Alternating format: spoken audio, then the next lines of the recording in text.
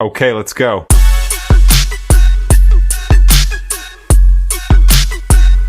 कौन पढ़िया कहली डेप्रिसिएशन पढ़िया नहीं आज्ञा सर डेप्रिसिएशन डेप्रिसिएशन माने किए कौन बुझुच मते कि कहबो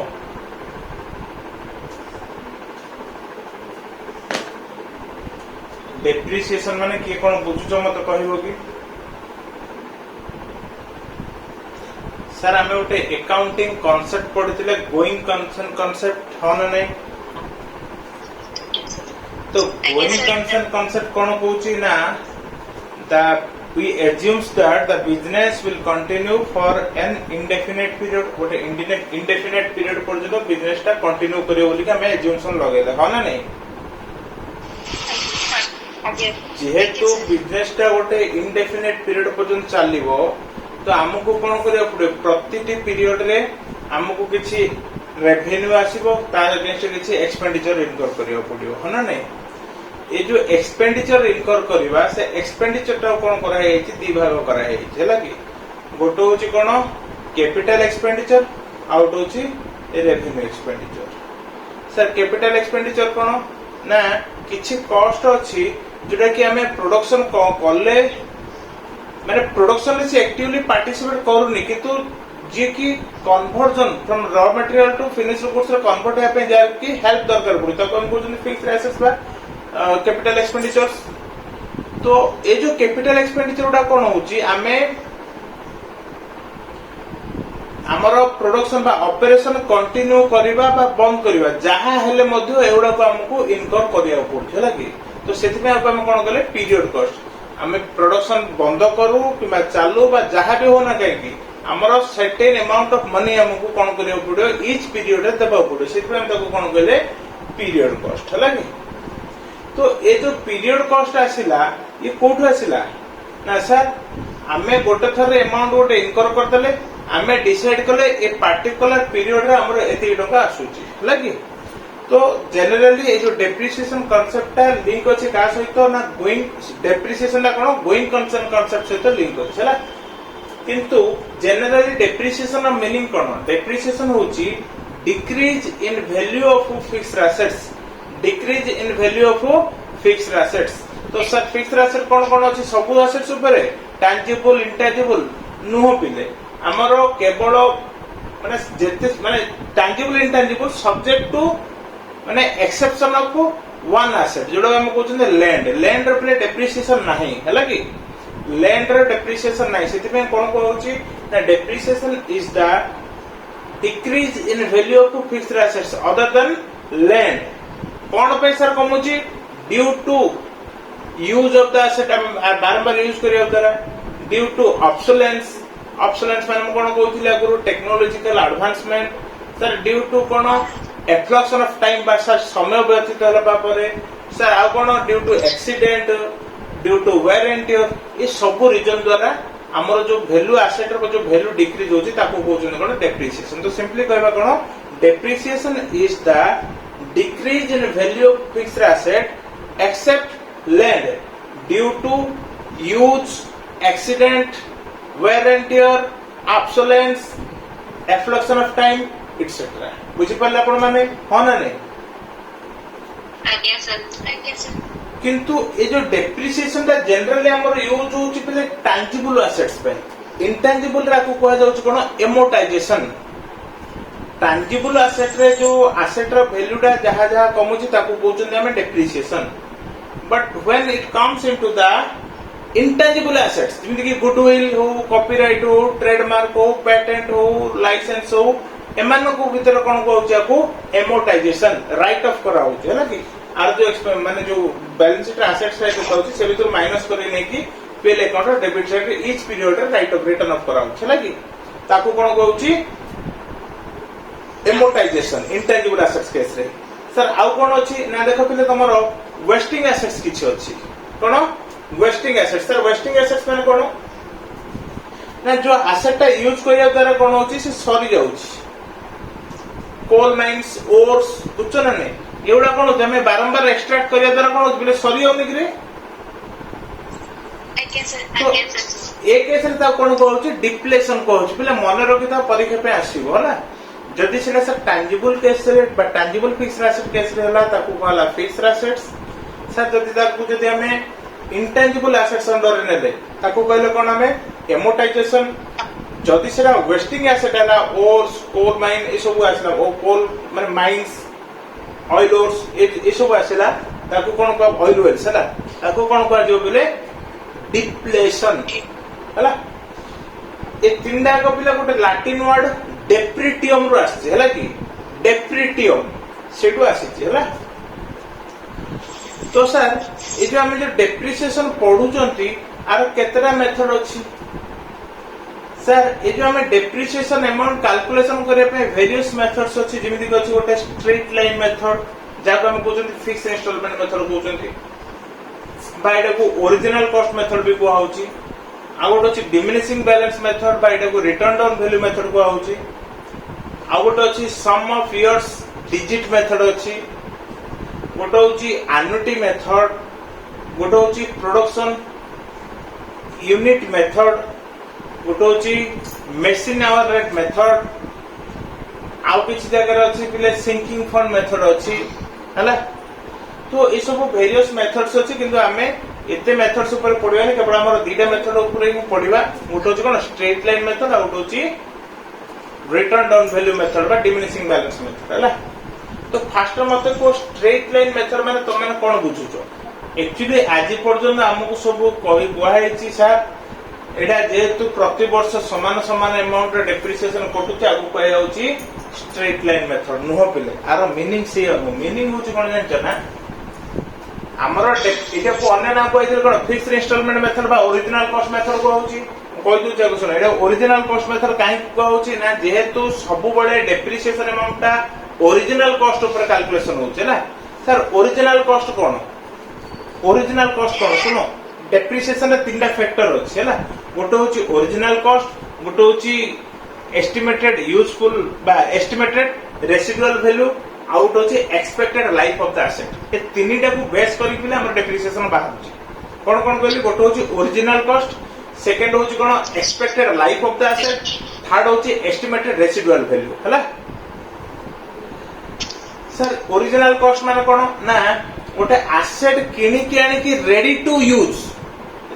यूज माने प्रोडक्शन हमर ओरिजिनल प्रोडक्शन रन स्टार्ट हला पर्यंत जहां जहां एक्सपेंडिचर इनकर करबा ताकू ने के हमें कैपिटलाइज करबा बा एसेट रो वैल्यू रे मिसेबा ताकू को आबो कोन ओरिजिनल कॉस्ट बा हिस्टोरिकल कॉस्ट भी आपको कहा जाय हला सर एक्सपेक्टेड लाइफ माने कोन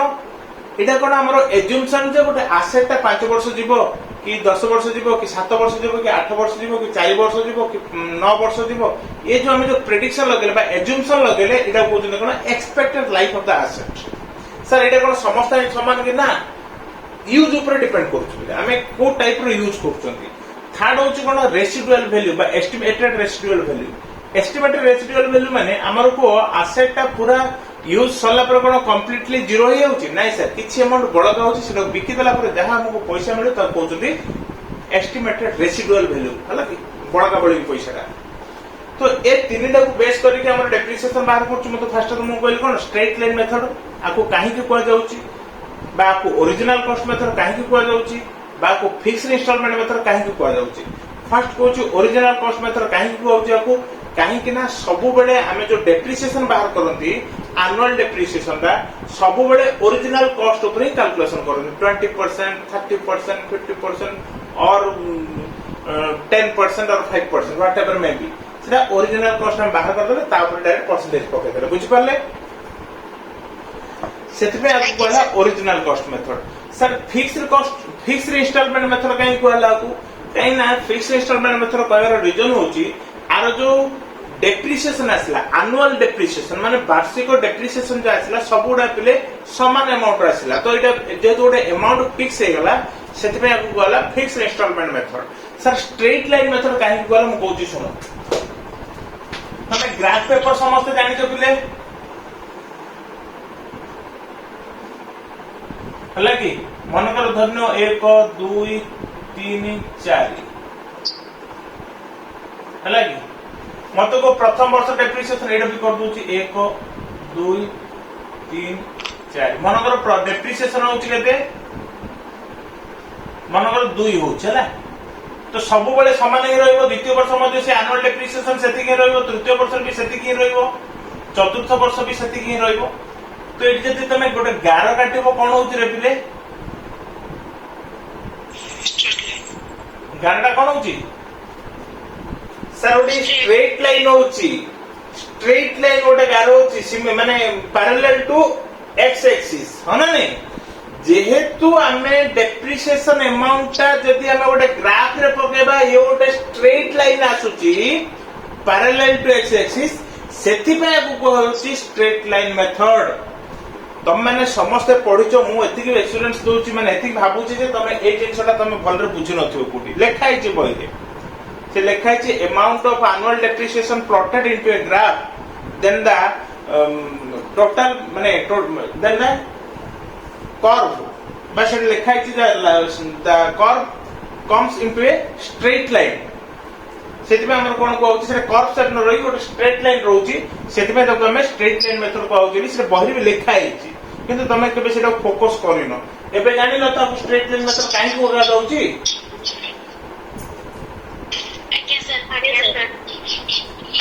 सर ओरिजिनल कॉस्ट मेथड कहिबार रीजन होउची जेहेतु हमर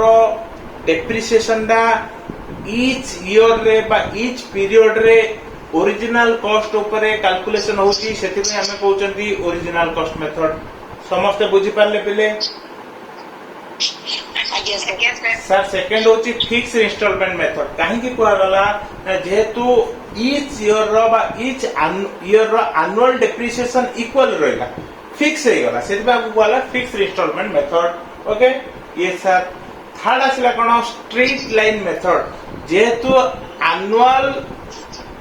डेप्रिसिएशन इक्वल रहला ओसिरा नै कि हम गोटे ग्राफ रे जदी पकेबा ताले से जो टोटल हमर कोन होची गोटे स्ट्रेट लाइन आसुची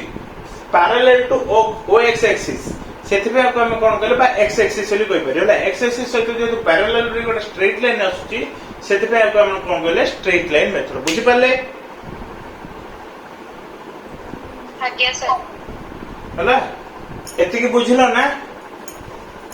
तो वर्तमान हम स्ट्रेट लाइन मेथड रे डेप्रिसिएशन किमिति कैलकुलेशन करिवा एटा लिखि देने ले स्ट्रेट लाइन मेथड रे डेप्रिसिएशन कैलकुलेशन पई दीटा फार्मूला अछि केतरा फार्मूला अछि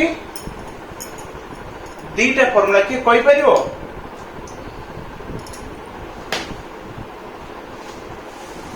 डेप्रिसिएशन रो कोन फार्मूला अछि सर फर्स्ट फार्मूला होची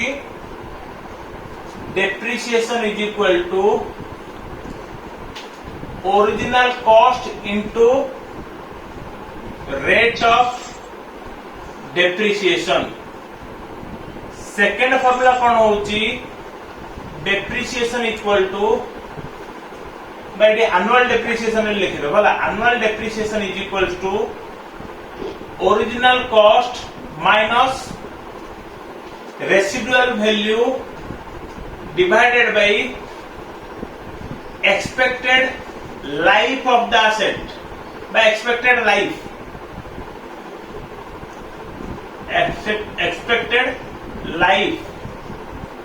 हैला कि बुझी पारिलो ना नहीं आज्ञा सर समस्त पढ़िचो पिले ए भीतर मु किछ कहबार नै नुवा कथा वर्तमान मोर क्वेश्चन आसिला जति गोटे क्वेश्चन दबो तमे को मेथडटा अप्लाई करिवो ए गोटे क्वेश्चन नै होउची देखो तम हिसाब रे दिसु जे नै पड़लो पूरा आज्ञा सर देखो गोटे एग्जांपल नै गली एटा इंपोर्टेंट पिले परीक्षा रे पचार दिए बेले बेले हैला मन कर से गोटे जगह दे देला देखो original cost of the asset देला रुपीस 1,20,000 हैला तापर कोन कहि देला जानछु ना से कहला रेसिडुअल वैल्यू होची 20,000 टका रुपीस 20,000 टका हैला तापर कोन कहला ना एक्सपेक्टेड लाइफ केते कहला ना 5 इयर्स हैला तापर कोन देला ना रेट ऑफ डेप्रिसिएशन केते दे देला 10% 10% है पके दियो 20% पके दियो 20% पर एनम मते को एनुअल डेप्रिसिएशन केते आसीबो एनुअल डेप्रिसिएशन केते हबो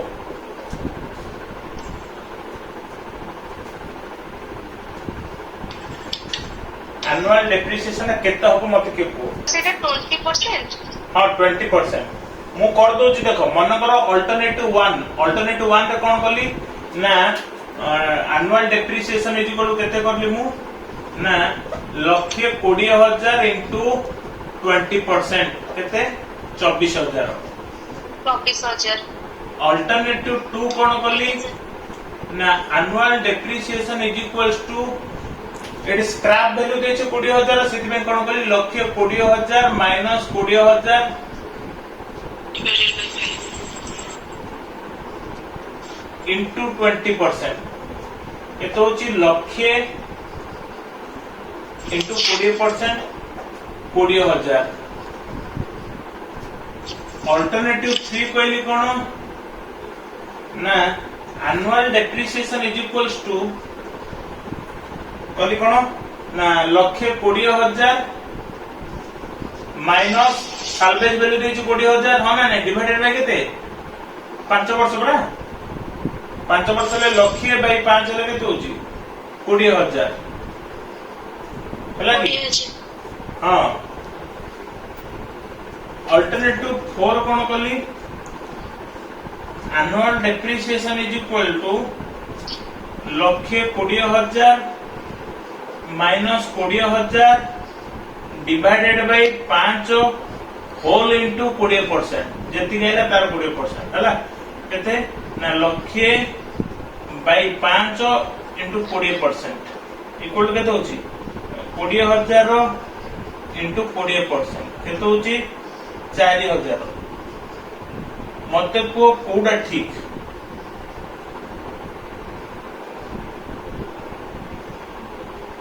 तमे मान को मते कोडा ठीक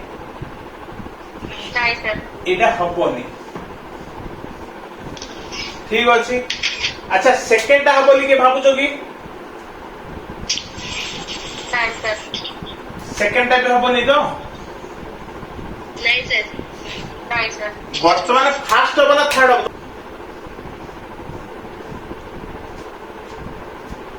थर्ड भी हबो नाही करेक्ट आंसर होची एडा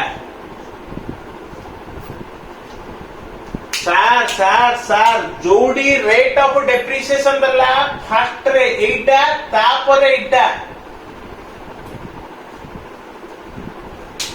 जोड़ी रेट दला सेडी ए सब सेकंड फॉर्मूला को आसीबनी प्रथम फॉर्मूला ही आसीबो पिले परीक्षा रे डायरेक्ट क्वेश्चन पचार दिए टाइप रो पिलम कंफ्यूज करिया पे तमने जानिलो ना नहीं जोड़ी रेट देइछि बो सेडी सेकंड फॉर्मूला जीवनी से डाटा जहा भी दउना काहे की हला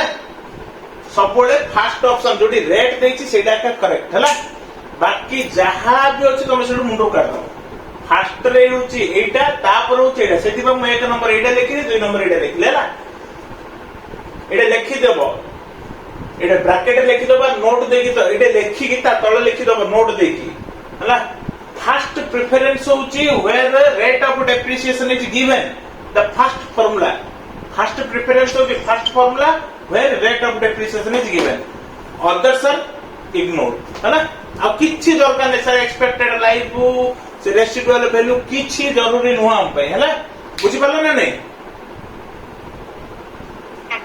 એટલે ये होची ट्रिकी क्वेश्चन ये होची प्रोफेशनल अब प्रोफेशनल भीतर ग्रेजुएशन भीतर डिफरेंस होची एटा बुझी पड़छ ना कोन भाबु तो कोन एक्स्ट्रा क्वेश्चन किछि नै सेही पाठ में पढुचंती सेही पाठ पढुचंती किंतु डिफरेंटली तो तमे शो करूचंती हैला तो माने बुझी पड़ला जल्दी लेखो पिले मन रखि दबो सब दिन पे मुंडरे प्रिंट कर दबो ए सब जिंस उडाको तमरो बीकॉम रे बहिरे टाइप रो क्वेश्चन नाही कि शिक्षा पे भी मिलियोनी प्लस 2 नाही कि बीकॉम नाही हैला लेखिलो पिले समस्त कौ कौ लेखियो बा तुम जहा कुछ करो जल्दी लेखो वर्तमान हमें second method पढ़िबा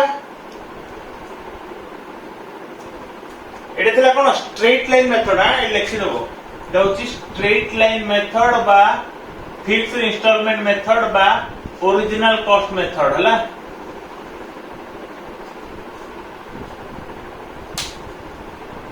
लिखेबी diminishing balance method diminishing balance method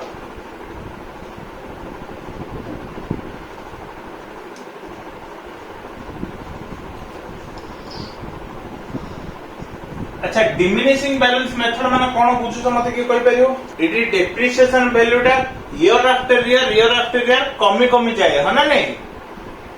diminish ही जाए हला कि सेति पे हम कहउछन डिमिनिशिंग बैलेंस मेथड एटा को अन्य नाम को जाय रिटर्न डाउन वैल्यू मेथड हला रिटर्न डाउन वैल्यू मेथड माने इट डेप्रिसिएशन जो कैलकुलेशन हुए हमर माइनस हैला परे माने डेप्रिसिएशन अमाउंट ता माइनस हैला परे जो फिगरटा रहबो ता कहउछन रिटर्न डाउन वैल्यू से रिटर्न डाउन वैल्यू ऊपर बाहर बुझ पड़छ ना ने तो एटी हमर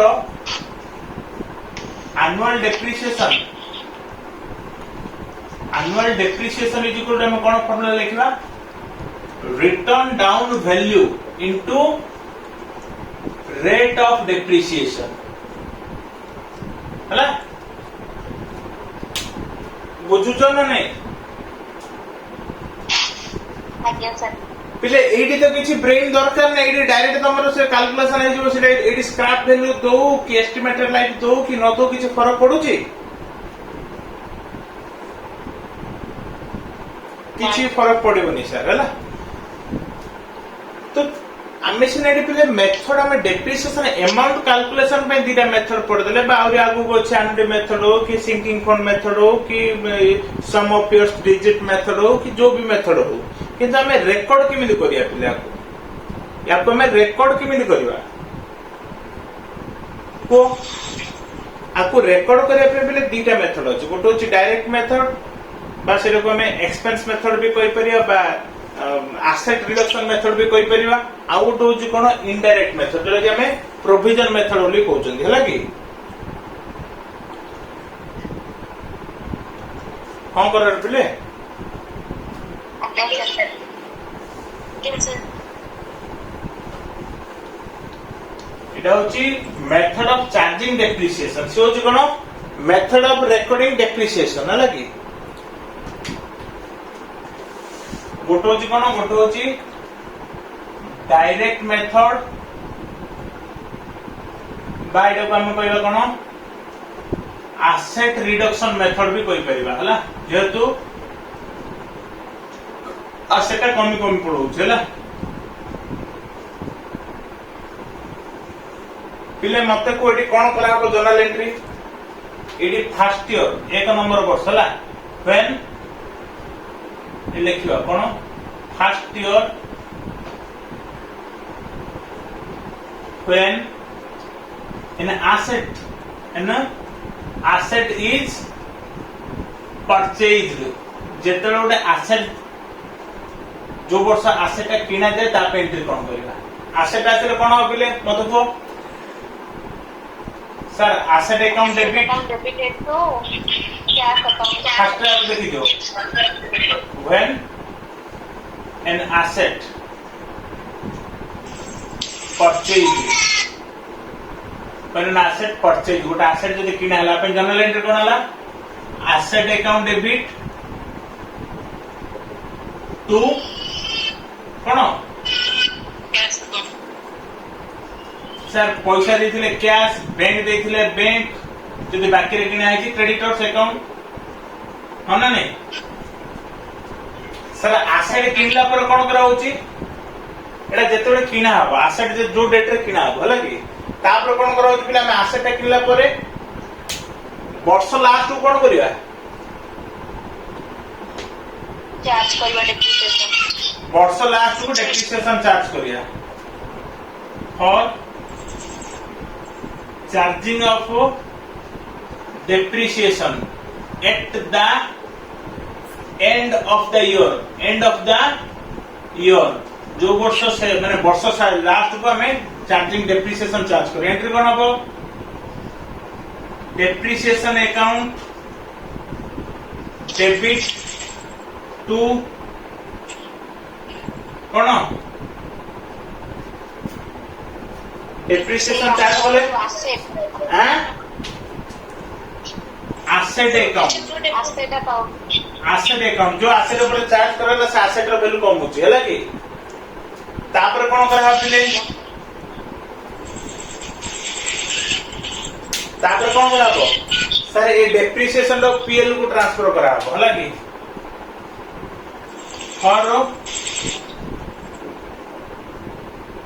for transfer of depreciation to PL account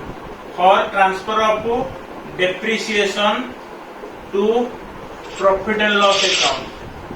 कौन करिया जनरल एंट्री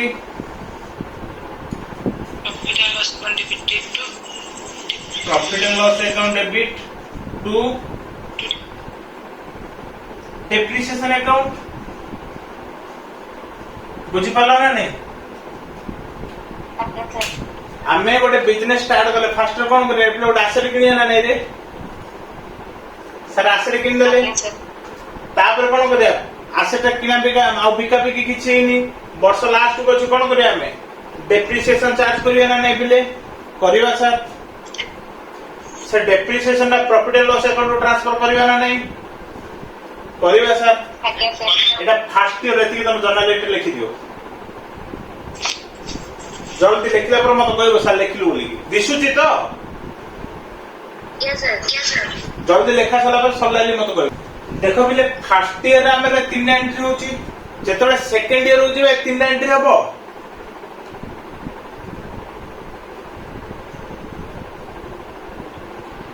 जेतबे हमें सेकंड ईयर को जिबा सेम तीन एंट्री हबो कि हो सर सेकंड ईयर आउटर कोन आसरे किना होई रे Right, sir. Yes, sir. Second year and onwards तापर जेति होछ कोन हो आउ आसरे किना होई बिले आउ आसरे किना जीवनी कोन करे जीवो एसेट रे केवल डेप्रिसिएशन चार्ज हबो आउ से depreciation profit and loss account को ट्रांसफर हबो हना नै सेकंड रे लिखि दियो तो जल्दी जल्दी लगो सेकंड ईयर ऑनवर्ड्स लिखि लगो कि दी entry Yes, sir. Again, sir. तो ये पिले कंटिन्यू चला जो वर्ष हमरा asset बिकिवा cone करिवा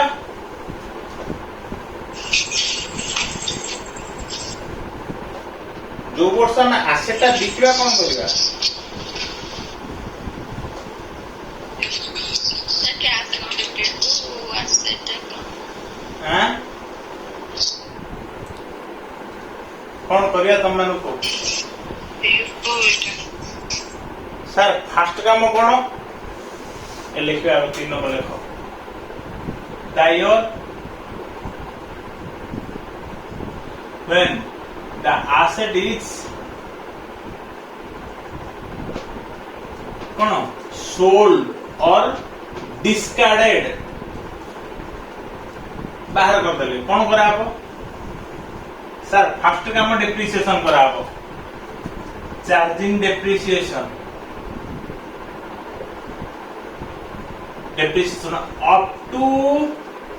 the date of कोन सेल जो पर्यंत एसेटा माने जो दिन बिक्री होबो से पर्यंत डेप्रिसिएशन चार्ज होबो कोन entry depreciation account debit to कोन सर एसेट अकाउंट होना नहीं तापर कोन गाबो Yes, sir. बिक्री करा जीवो बिक्री कले कोन हो सर कैश आसीबो किंबा बैंक किंबा जदि बाकी रीते तो कोन कहबा डेटर्स अकाउंट डेबिट टू कोन एसेट अकाउंट एटा कोन बे फॉर सेल ऑफ एसेट जितना एसेट बिक्री हो ना नहीं तापर सर जोडी एसेट बिक्री हो बा जोडी बिक्री हो सेडी कोन होबो बिले इधर से लाभ होबो नले नष्ट होबो ना नहीं तो जदी लाभ होबो कोन करिया लॉस केलो कोन करिया हला फॉर प्रॉफिट और लॉस ऑन सेल कौन हम को फॉर प्रॉफिट प्रॉफिट बैंक कौन हम जनरल एंट्री प्रॉफिट अकाउंट ना asset account debit to sales যদি লস হব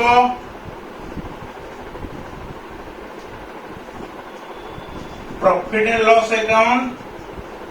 डेबिट टू एसेट अकाउंट हाँ ना नहीं बुझी पारलो এটা সেল অ্যাকাউন্ট কই বললে এটা asset account debited to profit and loss account